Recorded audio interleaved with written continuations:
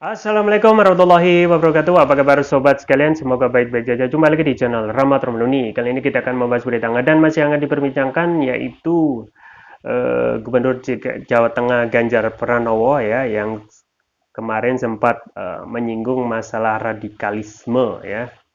Dan ini juga terkait masalah banyak isu yang ada di Jawa Tengah ya, terkait masalah yang akut, yaitu meningkatnya eh, kemiskinan ya.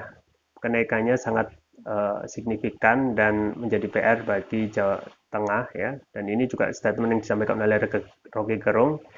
Jadi penyebut radikalisme Jawa Tengah ya Ganjar gitu ya. Ini yang sesuai yang dilansir oleh politikermol.id. Langsung saja kita bacakan. Rocky Gerung, Ganjarlah penyebab radikalisme di Jawa Tengah. Gubernur Jawa Tengah Ganjar Pranowo yang sempat menyinggung masalah radikalisme menjadi sorotan. Ganjar diketahui sempat mengundang Jack Harun, ex-narapidana terorisme, dan membahas radikalisme saat menggelar open house virtual via Zoom pada Hari Raya Idul Fitri 1433 ya, Hijriah dari rumah dinasnya. Pengamat politik sekaligus pakar filsafat dari Universitas Indonesia UI, Rocky Gerung, menilai Ganjar hanya ingin mencoba melemparkan isu radikalisme sejak beberapa tahun terakhir hingga saat ini. Gitu ya. Ia sangat menyesalkan jika Ganjar yang digadang-gadang menjadi Capres 2024 karena memiliki elektabilitas tinggi justru hanya mengembuskan isu radikalisme tanpa menawarkan gagasan masa depan bangsa Indonesia. Kita ingin Ganjar itu ada etika, intelektualitas, tapi kalau kita lihat kampanye Ganjar itu cuma soal radikalisme, intoleransi. Di mana isi pikiran masa depan? Kalau kita cuma nakut-nakutin rakyat, kalau kita cuma nakutin, kalau cuma nakut-nakutin rakyat tuh, kata Rocky Gerung dalam wawancara eksklusif bersama Hersubono di jalan YouTube Rocky Gerung Official, dikutip Sabtu ya. Ganjar yang diolok-olok orang sebagai Jokowi kecil karena dia cuma mengedarkan dan cuma bikin isu aja itu sambungnya. Siangnya lagi, kata Rocky, penyebab radikalisme itu sendiri justru tidak disadari sama sekali oleh Ganjar. Merujuk indeks kemiskinan ketimpangan pengeluaran penduduk Jawa Tengah 2021 yang dirilis Badan Pusat Statistik BPS, angka kemiskinan di Jateng mengalami peningkatan signifikan di 2021. Karena Jateng ini provinsi yang kemiskinannya naik 5 kali lipat, jumlah kabupaten yang miskin 5 kali lipat. Nah, itu sepenuhnya sumber radikalisme. Kan kemiskinan sumber radikalisme. Siapa yang buat kebijakan? Ya Ganjar yang bikin kemiskinan di Jateng meningkat, ujarnya. Atas dasar itu, Rocky Gerung menilai data statistik tersebut menjadi jawaban atas pernyataan Ganjar yang kerap mengembar-gemborkan radikalisme tetapi justru didiamkan. Ya. Kalau kita pastikan logikanya, Ganjarlah penyebab radikalisme di Jateng. Kenapa? Karena kemiskinan itu adalah sumber radikalisme. Apakah kemiskinan itu berkurang? Tidak, justru bertambah tandasnya. Ya, ya, itu sobat sekalian. Jadi memang ini terkait masalah isu radikalisme yang diangkat juga oleh provinsi ya, yang kemarin kita ketahui sempat diangkat juga Presiden Jokowi yang menilai bahwasanya radikalisme itu apa namanya sebagai musuh gitu ya. Dan ini juga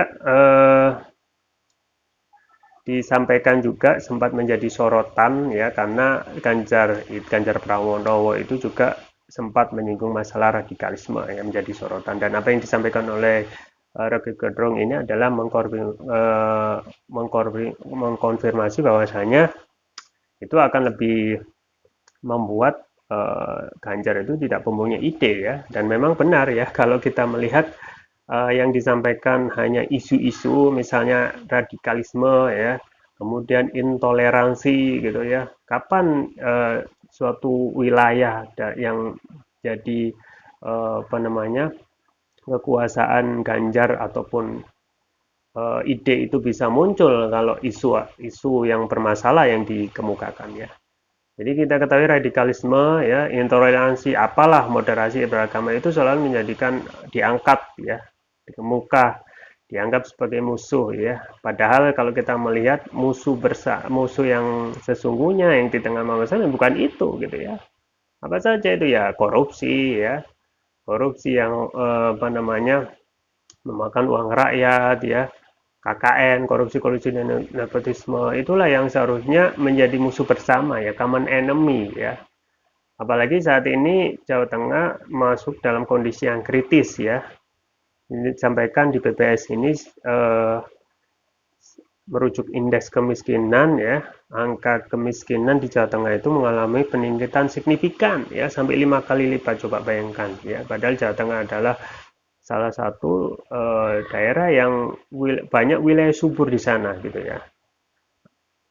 Banyak wilayah subur tetapi tingkat kemiskinannya itu meningkat 5 kali lipat. Dan ingat bahwasanya catatan BPS ini kan tidak semua ya, bisa saja ini hanya permukaan saja, ibarat fenomena gunung es ya, bisa saja yang sebenarnya itu jauh lebih mengerikan atau jauh lebih berkali-kali lipat ya. Mengingat bahwasanya setelah pandemi ini agak menurun ya, ekonomi itu belum sepenuhnya pulih ya, mengingat kondisi di pusat juga seperti itu ya, apalagi di daerah gitu ya. Nah memang kepala daerah dalam hal ini Ganjar Pranowo memang harus dituntut bisa berpikir cerdas ya. Kedua juga harus memanfaatkan potensi yang ada di daerahnya gitu ya. Dalam hari ini haruslah bisa meskipun kondisi susah tetapi jangan sampai masyarakat itu tidak bisa makan gitu ya, tidak bisa makan ya. Kemudian menjadikan kondisi itu tambah buruk, misalnya PHK tambah bertambah, pengangguran tambah bertambah ya, otomatis juga kemiskinan itu juga pastilah akan menambah angka dalam catatan Badan Pusat Statistik. Uh, memang harus digali ya, tidak harus tidak melulu mengangkat permasalahan radikalisme yang kita ketahui kalau kita tanyakan kepada rakyat ya, apakah masalah sesungguhnya di dalam mereka ya, di dalam rumah tangga, di dalam dapur, apakah radikalisme, apakah di tengah-tengah masyarakat ya, yang ada adalah bagaimana ya mensejahterakan rakyat, gitu aja gitu ya. Permasalahannya sekarang periuk nasi itu sekarang sudah tidak bisa diandalkan gitu ya, karena susahnya hidup sekarang itu ya, susahnya mendapat uang bahkan untuk sepeser pun ya, sepeser rupiah itu sekarang memang benar-benar susah, karena memang perputaran uang itu sekarang daya beli masyarakat itu sekarang turun gitu ya. Ditambah lagi dengan kebijakan dari pusat yang menaikkan segala hal ya, menaikkan BBM pertama, yang kemudian menaikkan pajak 11% ya, pun juga kemungkinan juga akan ada kenaikan yang lain ya, kenaikan TDL, kenaikan gas melon ya, kemudian kenaikan yang diduga naik yaitu pertalite ya.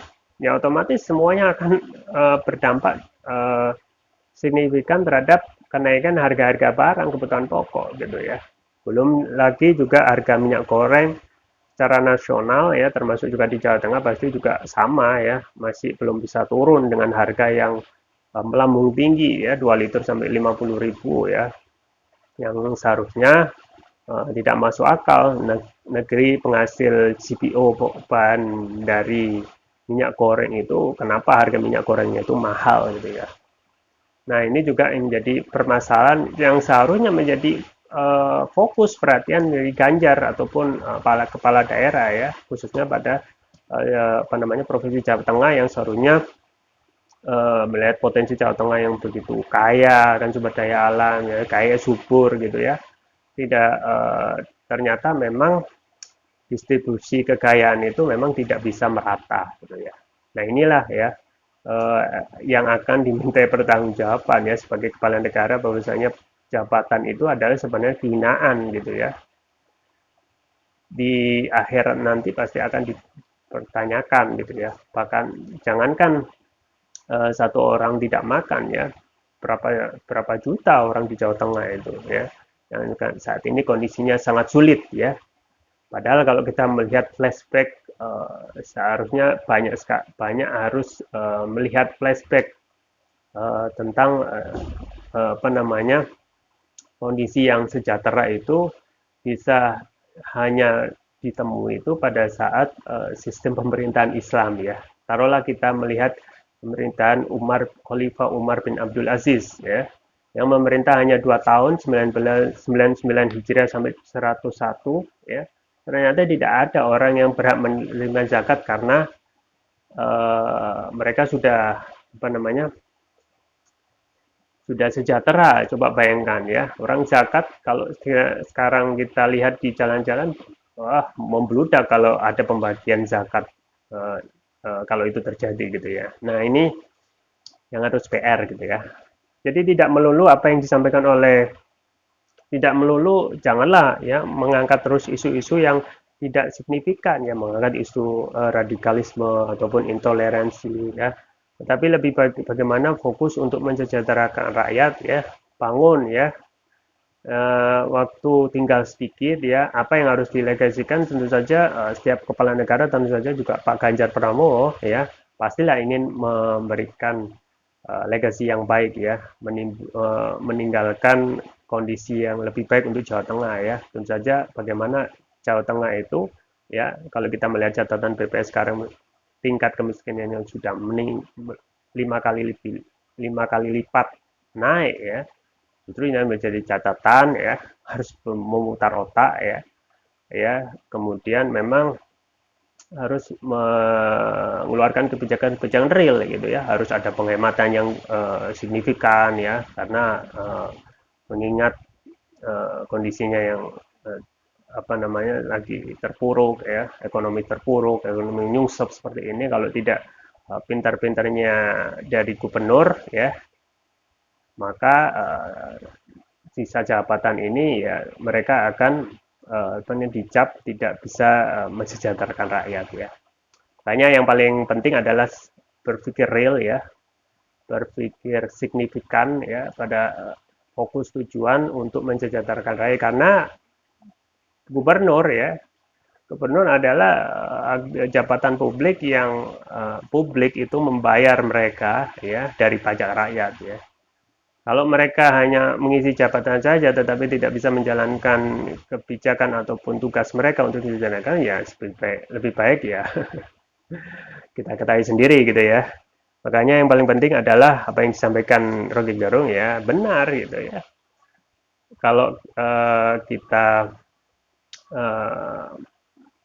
menyinggung masa radikalisme ya, bisa saja apa yang dilakukan oleh Ganjar itu adalah akar dari penyebab radikalisme ya, berawal dari meningkatnya kemiskinan di Jawa Tengah yang berkali-kali lipat. Maka cobalah ya flashback kepada apa namanya, kondisi yang bisa mensejahterakan rakyat, yaitu kembali kepada Islam gitu ya.